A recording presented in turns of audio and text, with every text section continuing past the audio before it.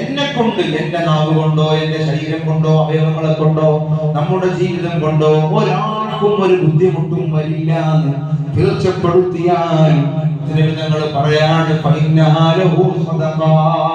ഇത് കഴിയാത്ത ഒരാളുണ്ടാവില്ല. നമ്മൾ മറ്റൊരാളൊന്നും ചെയ്യണ്ട, നിങ്ങളുടെ പോലെ ഒരാളെ കുറ്റം പറയണ്ട, ഒരാളുടെ ഹിസ്റ്ററിയും പരിശോധിച്ച് മറ്റുള്ളവരെ കുറിച്ച് വേണ്ടാത്തത് പറയണ്ട.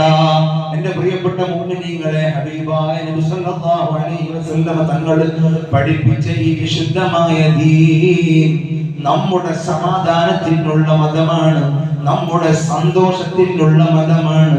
നമുക്കും നമ്മുടെ കൂടെ ജീവിക്കുന്ന സഹജീവികൾക്കും എല്ലാവർക്കും സമാധാനത്തോടെ ജീവിക്കാനുള്ള അന്തരീക്ഷം ഉണ്ടാവണമെന്ന് ആഗ്രഹിക്കുന്ന, അതിനുവേണ്ടി യജമാനനായ റബ്ബ് സംവിധാനിച്ച മതമാണ് വിശുദ്ധമായ ഇസ്ലാം. അതുകൊണ്ട് തന്നെ